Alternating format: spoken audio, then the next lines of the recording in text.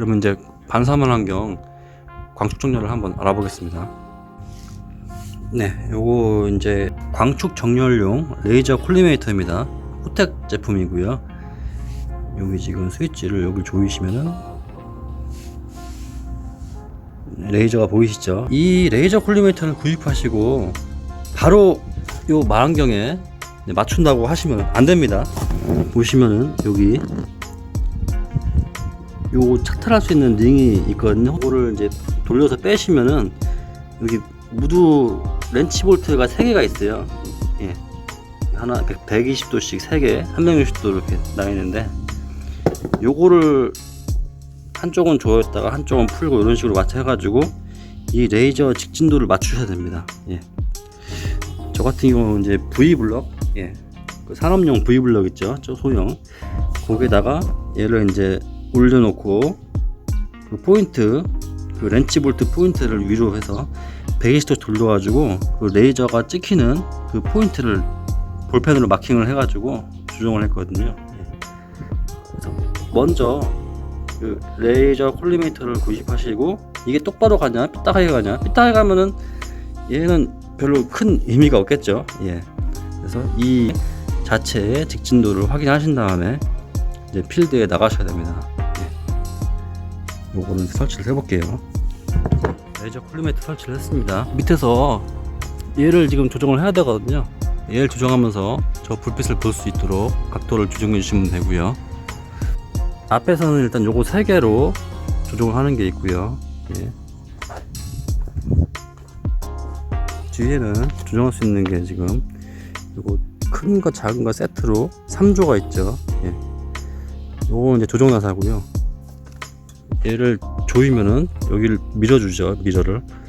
얘를 풀면은 미러가 내려오겠죠. 예. 이제 더 이상 올라가거나 내려가지 않게 잡아주는 고정 장치고요.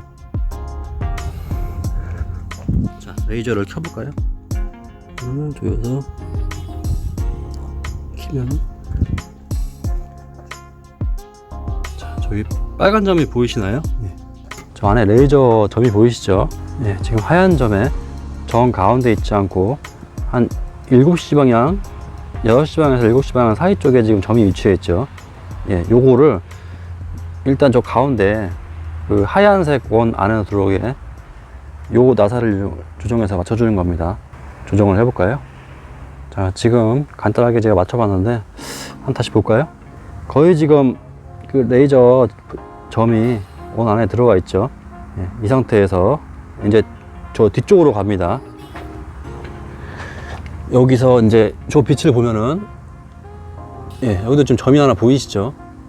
이 점이 지금 그 3시 방향으로 지금 보이죠? 출발한 빛이 지금 주경을 반사해 가지고 다시 돌아오는 건데, 이 빛이 안 보이도록, 예, 이 빛이 요 가운데 점으로 쏙 들어가서 안 보이도록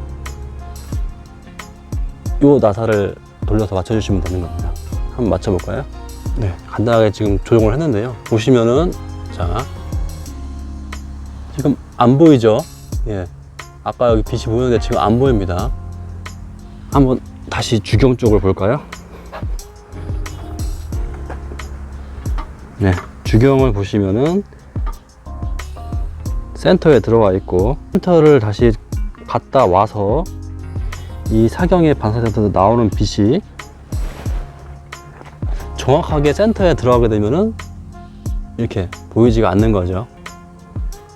만약에 한 번에 되지 않는다고 하면은 여기서 조정을 했는데 이쪽에서 봤을 때 또 센터에 틀어졌다 그러면 다시 이걸 맞춰야 되고요. 이걸 맞추고서 또 안 맞다 그러면 얘를 또 맞춰야겠죠. 광축 정렬 작업을 몇 번 해보시면은 뭐 금방 어렵지 않게 할 수 있습니다. 그 출발지와 들어온 빛이 지금 같다는 게 지금 여기 확인이 되시죠?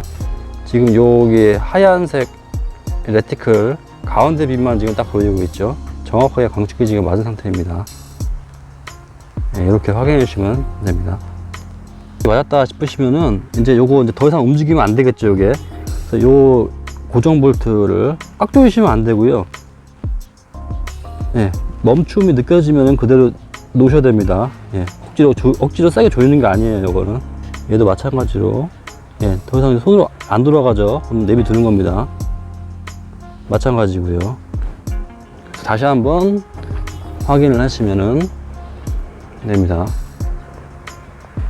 광축정렬도 몇 번 해보시면은 숙달이 돼가지고 차득이 된다고 그러죠. 그래서 어렵지 않게 할 수 있습니다. 단지 이제 번거로울 뿐이죠. 반사만환경을 보시고 이런 말씀을 하는 분이 계시더라고요. 그 광축 그거 너무 정밀하게 안 맞춰도 뭐 보일 건 다 보여. 뭐 크게 신경 쓰지 마. 라고 말이죠. 그 모든 주장에는 근거를 제시해야겠죠.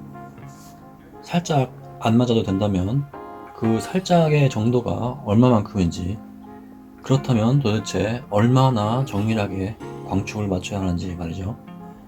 모든 망원경이 정밀한 광축 정렬을 필요로 하지는 않습니다. 초점비가 짧은, 즉 빠른 f수의 망원경일수록 더 정밀하게 광축을 맞춰야 하죠. 화면에 표를 보시면 알 수 있듯이 f8의 반사 망원경의 경우 회절을 고려한 허용 오차는 4mm가 넘습니다. 하지만 사진용 f4의 경우 회절을 고려한다고 해도 0.55mm 이내로 광축을 맞춰야 합니다. 0.5mm면 그 볼펜에 볼 지름 정도의 오차 범위라는 얘기죠. f4에서 5에 반사망원경을 구입한다는 것은 1mm 이내로 광축 정렬을 보장할 정밀도가 확보된 망원경을 골라야 한다는 이야기입니다. 덜그럭거리는 포커서나 자체 광축 조절 기능이 없는 레이저 콜리메이터, 그리고 부실한 저반볼을 갖고 있는 F4에서 F5의 반사망원경은 결코 올바른 성능을 낼 수 없다는 이야기죠. 인터넷에 올라온 8인치 F4 신품 반사망원경 60만원 가격에 혹해서 구입을 하시지만 이 제품의 성능을 100% 가까이 끌어올리려면 0.5mm 이내로 광축을 맞춰야 한다는 것입니다. 제조사나 판매처는 절대로 이런 이야기를 하지 않겠죠. 관측이나 촬영 시 주경의 위치에 따라, 주로 고도에 따라서 주경이 움직이면서 광축이 미세하게 움직일 수 있습니다. 이는 미러의 측면 고정부에 코르크나 고탄성 스펀지 등으로 움직임을 최소화할 수 있는 작업을 실시하면 개선할 수 있습니다. 이런 모든 재반 작업을 해야 하지만 비로소 올바른 반사망원경 관측과 촬영 준비가 되었다고 할 수 있는 것입니다. 이번 시간에는 반사망원경 광축 정렬을 포함한 관련 이야기 몇 가지를 말씀드렸습니다. 도움이 되었으면 좋겠고요. 도움이 되셨다면 좋아요와 구독 부탁드리겠습니다. 감사합니다.